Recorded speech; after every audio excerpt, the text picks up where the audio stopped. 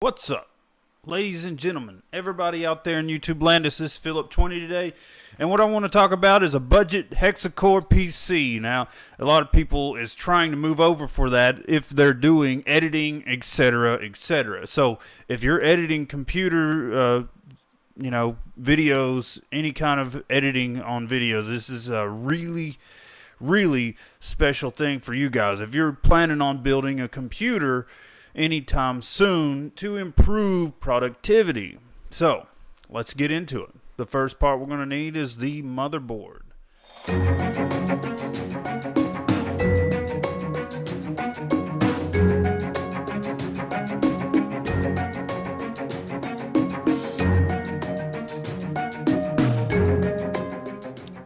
And the motherboard right here. Let's take a closer look at this motherboard. This is an Asus ATX DDR4 Intel LGA 1151 HDMI SATA 6GB USB 3.0 motherboard. Now this is the very cheapest, and there's not many left. This is 7th gen chipset in the motherboard, and you can see we got 4 out of 5 stars, and it's the very cheapest you can get for this particular motherboard. And it's not too bad. It does everything that you're going to need it to do. It's going to operate like a normal system. If you want to go with overclocking and stuff like that, this is not going to be the board for you. But if you want to move forward, and upgrade a good amount, you can put quite a bit in. It's got 4 PCI Express 3.0, I think. And then it's got 2 PCI Express 1.0 slots. So that's pretty good. I mean, it's not too bad. It's going to really improve productivity. But with this type of setup, you're going to need a separate graphics card. And I'm only gearing this video towards editing builds, not gaming builds. If you was doing a gaming build, it would be a bit more expensive. So let's take a look at the next part. You're going to need random access memory. This is Fury HyperX DDR4 RAM. There's 4 gigs on each DIMM. It's a 4-pack, and these new processors run in quad channel. So you're going to need 4 DIMMs to actually access the 4 channels. So that's pretty simple. And the DDR4 has went down a lot since I purchased mine. Mine was like $250 when I bought my 4 sticks of RAM, and it was 16 gigs, and it works pretty well. I don't really need any more. I would like to have more. It would improve productivity, but 4-pack would be enough. And you're going to need also the processor. This is Core i7 6800K processor. It's got 15 megs of cache, and it runs at 3.6 gigahertz. I'm assuming that's at turbo clock, but it's a pretty good processor. It's going to be very similar to the type of processor I'm running. I'm not exactly sure how much similar it is, but it's going to be pretty similar.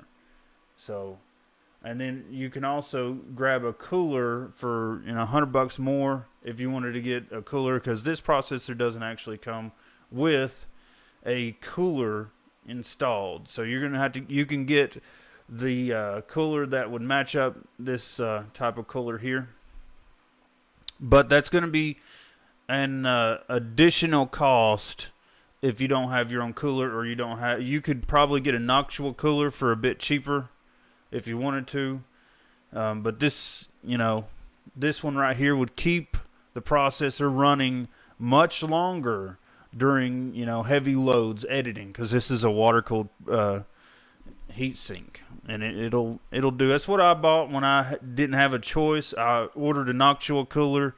It was an air cooled cooler. It's a Noctua, but the biggest problem was it didn't show up on time. I ordered it, and it was going to be there for like a month. So I went to Best Buy and picked me up one just like this one, and it works really well. So you're going to need a case. This is a case that you're going to be able to use. You can put a water cooler in the top You've got room for you know, graphics, several graphics cards, and plenty hard drive space. And you can also have DVD drives. You're going to want to have a DVD drive. And it's also got two USB 3.0s on the front. You can't have enough USBs on the front of a computer, and that's just all there is to it. So let's take a look at the next part. You're going to need a power supply for this. And I wanted to go with a higher watt power supply, but for editing purposes, you're not going to need more than 500 watts. And this is a high quality power supply. If you get a cheap power supply, you're going to regret it because it's junk. And let me tell you, I've sent them back because it was junk. So you're definitely going to want to get this, similar or, high quality. Corsair's also high quality. You're going to know when it says 80 plus power supply, it means it's a good power supply. So you're going to want 80 plus certified.